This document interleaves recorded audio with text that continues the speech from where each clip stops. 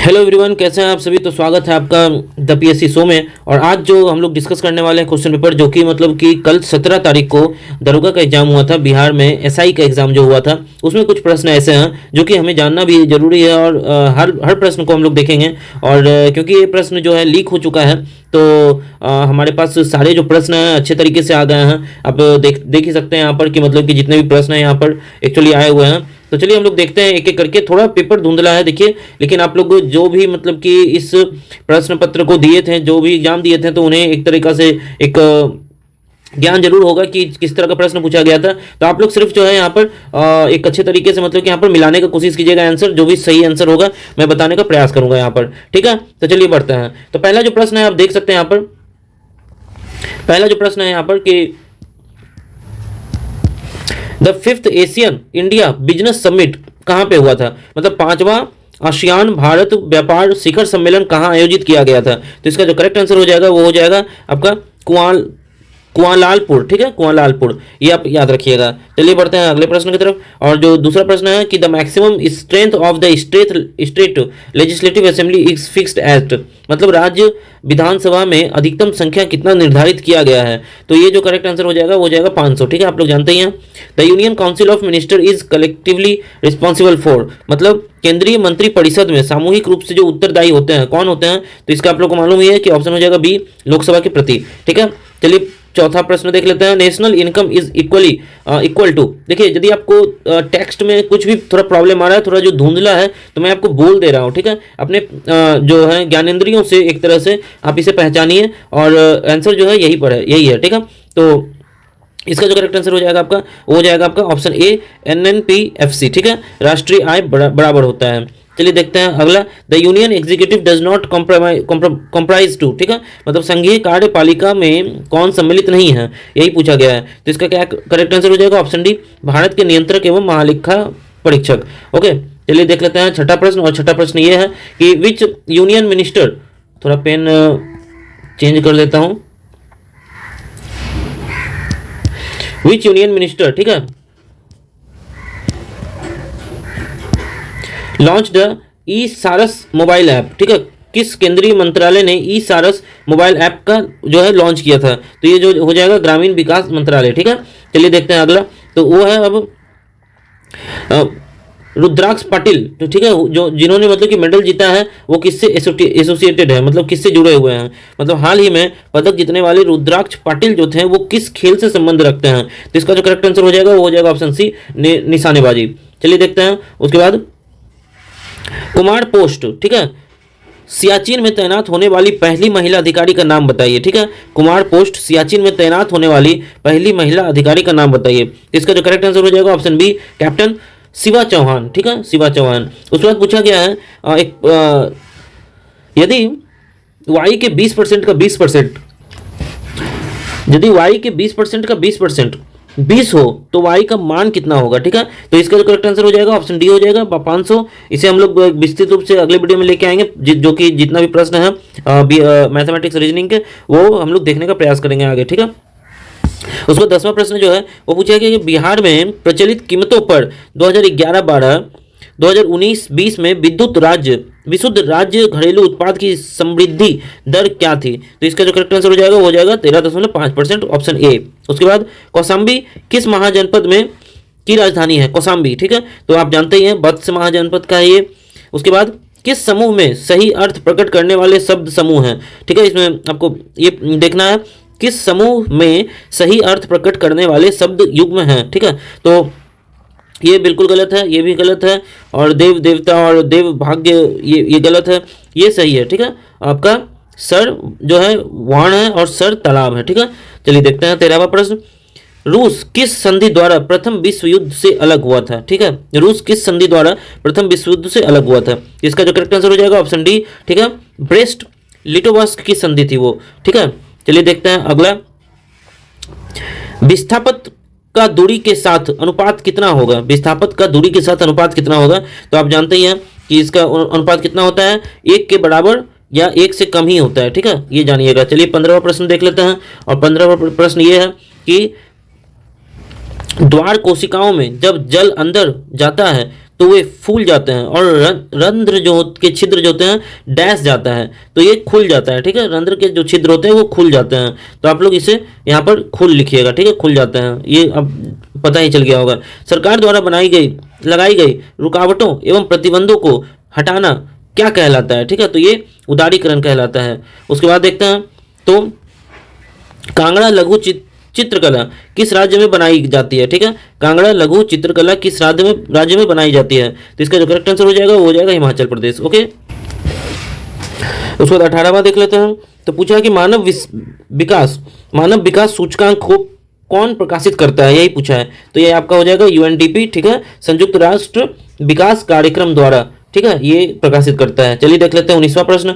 और 19वां प्रश्न पूछ रहा है कि who was the author of the spirit of the law. ठीक है, यहाँ पर देखिए थोड़ा धुंधला दिख रहा है, लेकिन मैं बोल रहा हूँ आपको। ठीक है, मौखिक रूप से the spirit of the law, ठीक है, लॉज नामक रचना का लेखक कौन है? तो ये हो जाएगा आपका मॉन्टेस्क्यू। ठीक है, मॉन्टेस्क्यू। आपके पास अगला देख लेते हैं 20वां प्रश्न। भारत सरकार द्वारा जनजातियों का, ठीक है, स्वशासन के विभिन्न आयामों के प्रशिक्षण करने के लिए गठित समिति का नाम बताइए। ठीक है, ये पूछा है यहाँ पर, तो इसका हो जाएगा आपका भूरिया समिति। ठीक है, ये याद रखिएगा, बहुत इंपॉर्टेंट प्रश्न है ये सब। ठीक है, चलिए देखते हैं 21वां प्रश्न। और यहाँ 21वां प्रश्न पूछा गया है आपका, उपभोक्ताओं के जिस अधिकार के तहत वस्तुओं व सेवाओं के विनिर्माता द्वारा पैकेजिंग पर सूचना दर्शाई जाती है, वो कौन सा अधिकार के तहत सूचना है? ठीक है, तो ये हो जाएगा चयन करने का अधिकार के तहत सूचना। ओके, चलिए देखते हैं 22वां प्रश्न। पूछा है कि अभिनेत्र लेंस की वक्रता रूपांतरण की जा सकती है। ठीक है, अभिनेत्र लेंस की वक्रता रूपांतरित की जा सकती है, तो वो क्या हो जाएगा? Option B. ठीक है, पक्षमाभी पेशियों द्वारा। ठीक है, चलिए बढ़ते हैं 23वें प्रश्न की तरफ। और ये पूछ रहा है, सीधा प्रश्न है, राष्ट्रपति राज्यसभा में डैश सदस्य मनोनीत कर सकता है? तो 12 सदस्य राष्ट्रपति जी जो है वो मनोनीत कर सकते हैं, आप लोग जानते ही होंगे।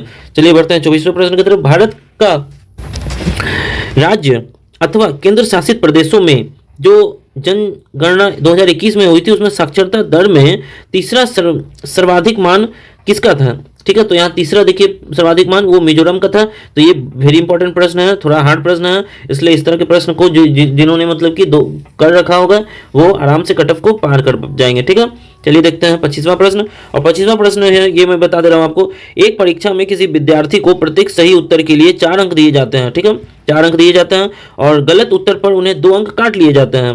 ओके, यदि एक विद्यार्थी ने सभी 75 प्रश्नों का उत्तर दिया है और 150 जो अंक थे वो कुल अर्जित किए हैं, तो उस विद्यार्थी ने कितने प्रश्न के सही उत्तर दिए, यही पूछा गया है। इसका जो करेक्ट आंसर हो जाएगा ऑप्शन सी, वो टोटल हो जाएगा 50। ठीक है, चलिए बढ़ते हैं अगले प्रश्न की तरफ और 26वां प्रश्न देख लेते हैं।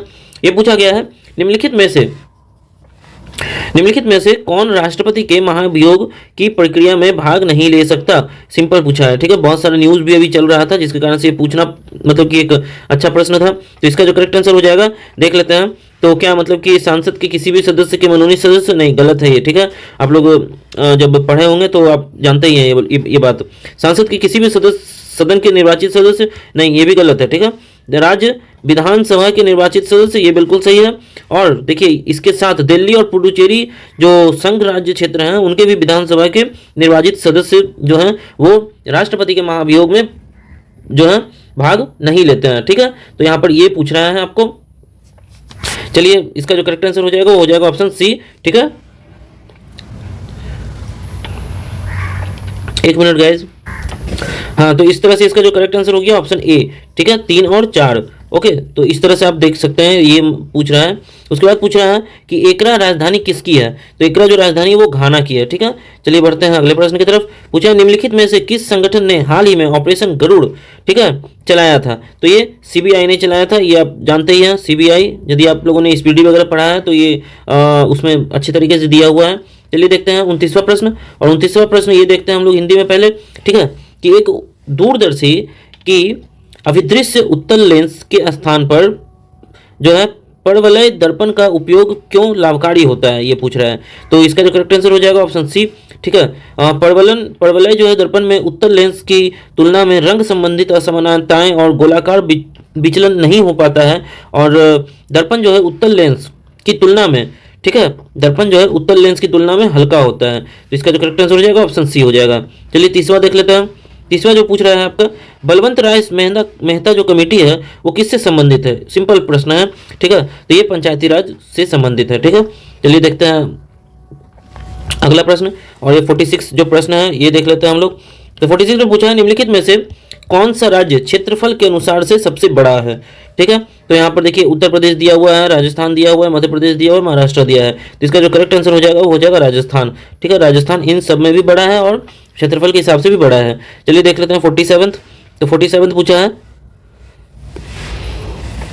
Change the following sentence, English का प्रश्न, पैसिव वॉइस में आपको बदलना है एक गिवन सेंटेंस को। यहाँ पूछ रहा है आई ईट अ बनाना एवरी डे। ठीक है, इसको ये एक्टिव वॉइस में है और इसमें इसको पैसिव वॉइस में बदलना है। तो इसका जो करेक्ट आंसर हो जाएगा, banana is eaten by me every day. ठीक है, तो इसका पैसिव वॉइस ये हो गया। चलिए देखते हैं अगला, निम्नलिखित तत्वों में सबसे कम जो आपका विद्युत ऋणात्मकता है, मतलब सबसे ज़्यादा नेगेटिव जो मतलब कि आयंस हैं वो किस में होगा? तो ये जो करेक्ट आंसर हो जाएगा वो हो जाएगा लिथियम में। ठीक है, चलिए देख लेते हैं 49वां प्रश्न। तो एक समान वृत्तीय गति में निम्न राशि स्थित रहती है। ठीक है, ये पूछ रहा है। तो चाल में जो होती है वो निम्न राशि मतलब कि स्थिर रहती है। इसका जो करेक्ट आंसर हो जाएगा ऑप्शन ए हो जाएगा। चलिए देखते हैं अगला प्रश्न। और अगला प्रश्न 50वां प्रश्न है, ये है arrange the following preservative detention act पूछ रहा है। ठीक है, निम्नलिखित में से निवारण जो निरोध अधिनियम है को क्रमानुसार काल क्रमानुसार आपको लगाना है। ठीक है, तो यहाँ पर जो पहला हो जाएगा आपका कि आंतरिक सुरक्षा व्यवस्था जो अधिनियम है वो हो जाएगा पहला। तो 2 देख लेते हैं किसमें है, तो ये एक इसमें भी है, इसमें भी है, इसमें भी है। तो चलिए ठीक है, बी कैंसिल हो गया। चलिए देखते हैं अगला। और उसके बाद जो है आपका इसमें हो जाएगा कि विदेशी मुद्रा के संरक्षण एवं तस्करी गतिविधियों पर रोकथाम अधिनियम। तो उसके बाद 4 हो जाएगा, तो ये भी कैंसिल हो गया। अब ये 4 हो गया। ठीक है, देख लेते हैं पहला होगा कि तीसरा होगा।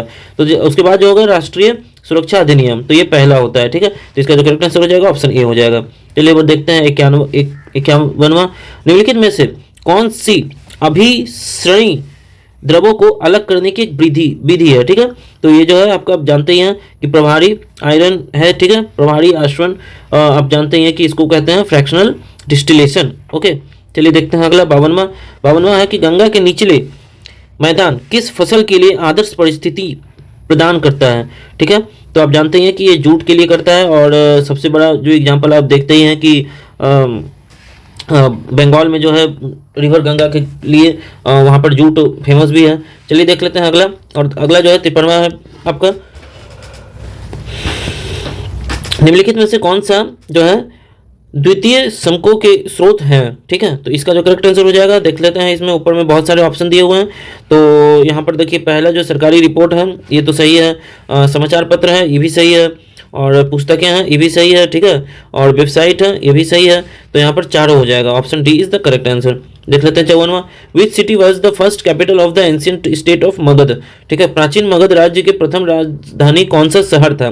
तो आप जानते ही हैं कि इसका जो करेक्ट आंसर हो जाएगा ऑप्शन सी राजगीर। ठीक है, देखते हैं विच of the following is the protozoan disease. ठीक है, यानी कि निम्नलिखित में से कौन प्रोटोजोआ जनित रोग है? तो इसका जो करेक्ट आंसर हो जाएगा काला अजहर। ठीक है, वेरी इंपॉर्टेंट प्रश्न है, ये सब प्रश्न पूछे जाते रहते हैं हमेशा। मोटो जीपी भारत रेस 2023 ठीक है, निम्नलिखित में से किस शहर में आयोजित किया गया? तो ये मैं करंट अफेयर में भी अभी जो एडिटोरिया का आया हुआ है उसमें भी बताया हूँ मैं कि ये ग्रेटर नोएडा में आयोजित किया गया था। और इसमें इटली के ही थे एक खिलाड़ी जो मतलब कि ये जीते हैं, सब मैं बता चुका हूँ एडिटोरिया में, तो आप लोग उसे जरूर एक बार फॉलो करें, ये सब प्रश्न वहीं से आए हुए हैं।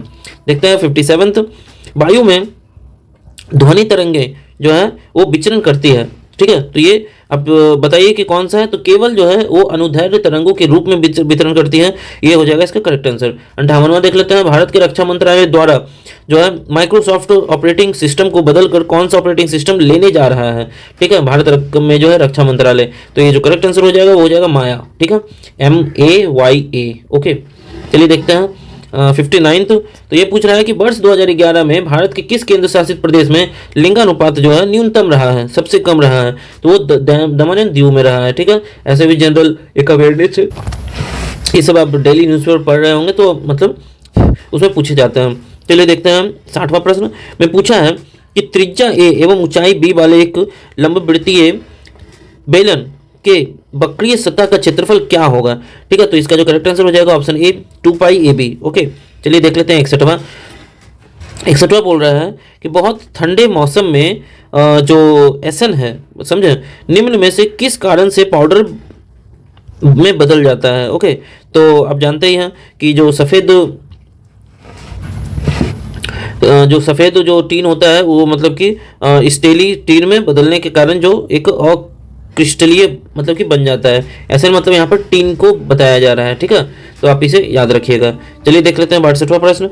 और 62वां प्रश्न ये रहा आपके पास कि नॉर्वे शतरंज विलिट्ज टूर्नामेंट जो है किस भारतीय शतरंज खिलाड़ी ने मैग्नस कार्लसन को हराया था? ठीक है, तो आप जानते ही हैं कि डी जो गुकेश है वो उन्होंने मतलब कि हराया था। ठीक है, चलिए देखते हैं 63वें प्रश्न को।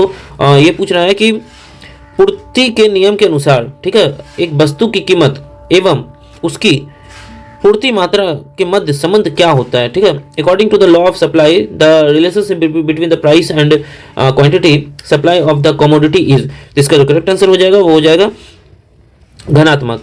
चलिए देख लेते हैं किसी खेत में क्रमवार जो है नियोजित कार्यक्रम के अनुसार विभिन्न फसलों के उगाने को क्या कहते हैं? ठीक है, ये पूछा गया है। तो आप जानते ही हैं कि ये आपका हो जाएगा ऑप्शन सी फसल चक्र इसको कहते हैं। ठीक है, चलिए देख लेते हैं। तो उसके बाद पूछा है रुपया किसका मुद्रा है? रुपया किसका मुद्रा है? तो ये हो जाएगा इंडोनेशिया का। ठीक है, रुपया पूछा है, मतलब सिंपल। ठीक है, और उसके बाद देख लेते हैं कच्चा माल सम्मिलित किया जाता है। कच्चा माल सम्मिलित किया जाता है तो ऑप्शन बी हो जाएगा, वो हो जाएगा आपका कार्यशील पूंजी में। ठीक है, 67वां देख लेते हैं। पूछा है कि व्यावसायिक बैंकों के मुख्य कार्य क्या क्या हैं? ठीक है, तो ये हम लोग पढ़ते हैं कि क्या क्या है। तो इसमें एक जो है आपका ऑप्शन सी जो है कि जमा स्वीकार करना एवं ऋण लेना, ये है। 68वां देख लेते हैं। फ्रांस के निम्न में से किस दो नेताओं ने नेशनल असेंबली के गठन की घोषणा की थी? तो इसका जो करेक्ट आंसर हो जाएगा वो हो जाएगा मिराबियो और ओबिसाय। ठीक है, उसके बाद देख लेते हैं बाणों को रखने का साधन वाक्यांश के लिए एक शब्द क्या है? तो ये हो जाएगा तुनीर। ठीक है, तुनीर। उसके बाद देख लेते हैं इंग्लिश का प्रश्न है change the following sentences into the indirect speech from the option given below. Okay, तो ये ऑप्शन क्या, ये जो दिया हुआ है देखिए, he said to me my cousin has drawn this picture. ठीक है, तो इसका करेक्ट इसका जो मतलब कि बनेगा direct speech following sentence into indirect बदलना है। तो he told me that his cousin has drawn that picture, ये हो जाएगा आपका करेक्ट। ठीक है, चलिए देखते हैं 71वां। Bharat Ratna award Bhupen Hazarika belong to which of the following field? Bharat Ratna विजेता जो है भूपेन हजारिका निम्नलिखित में से किस से संबंधित हैं? तो आप जानते ही हैं कि कला से संबंधित हैं। 72वां देख लेते हैं कि निम्नलिखित में से जो है पूछ रहा है कि अनअपचयी शर्करा क्या है? ठीक है, तो ये हो जाएगा आपका हो जाएगा सिलोबायोसिस। ठीक है, सिलोबायोसिस। उसके बाद देख लेते हैं 73वां। मुख्यमंत्री के कार्य एवं शक्तियों के उल्लेख भारतीय संविधान के किस अनुच्छेद में किया जाता है? तो ये अनुच्छेद क्या है? आर्टिकल 167। ठीक है, 74 देख लेते हैं। The fluid which carry digested and the absorb fat from the intestine. ठीक है, तो इसका जो करेक्ट आंसर हो जाएगा वो हो जाएगा रुधिर। ठीक है, प्लाज्मा ब्लड, ठीक है, द्वारा। ठीक है, हो जाएगा रुधिर द्वारा। चलिए देख लेते हैं 75वां पूछ रहा है कि फिटकरी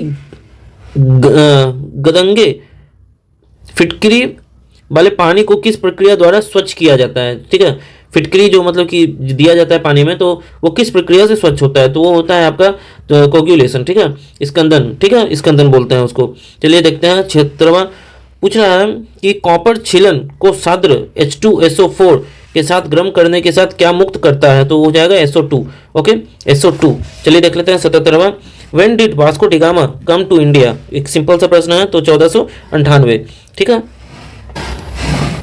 इसके बाद है कि गंगा के मैदान में नवीन जलोढ़ जो निक्षेपों को क्या कहते हैं? ये पूछ रहा है, तो ये खादर हो जाएगा। ओके, चलिए देख लेते हैं 79 में जो मैथ पूछा गया है, ये पूछा गया है कि राजीव और अभय ने एक व्यापार में निवेश किया और लाभ जो है 2.3 में विभाजित किया गया। लाभ को निवेश के अनुरूप से विभाजित किया गया। यदि राजीव ने 40,000 निवेश किया तो अभय के द्वारा निवेश की गई राशि, ठीक है, तो इसका जो करेक्ट आंसर हो जाएगा वो हो जाएगा 60,000। ठीक है, 2:3 है, ये तो मतलब कि विदिन अ सेकेंड का चीज़ है।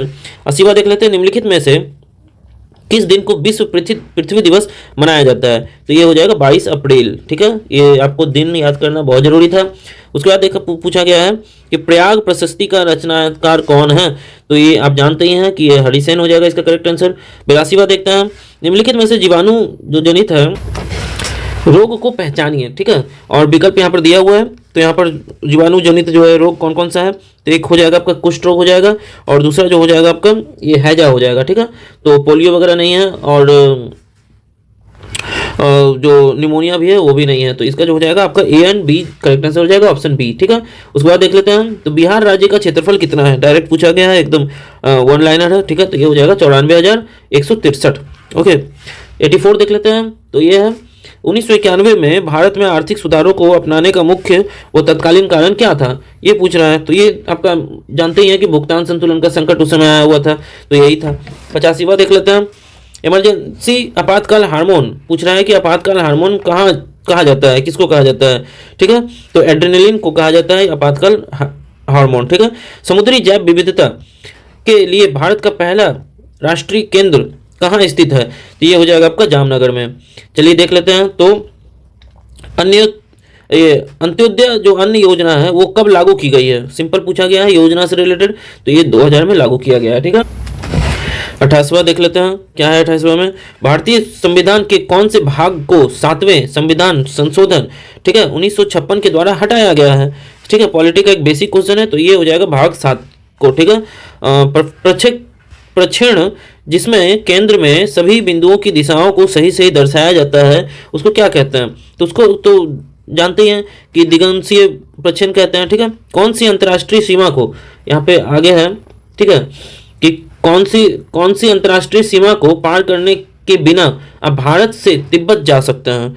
ठीक है, एक मतलब कि मजेदार प्रश्न है ये, और इसका जो आपका करेक्ट आंसर हो जाएगा आपका वो हो जाएगा भारत म्यांमार सीमा। ठीक है, इसमें आप तिब्बत जा सकते हैं बिना इस सीमा को पार किए हुए। अच्छा, 91 जो है ये देख लेते हैं कि यदि सीमांत उपभोक्ता प्रकृति एमपीसी जो पूछा गया है, ठीक है, मार्जिनल प्रोस्पेरेंसिटी ऑफ कंज्यूमर, ठीक है, 0.8 है, तो गुना का मान क्या होगा? तो ये हो जाएगा आपका 5।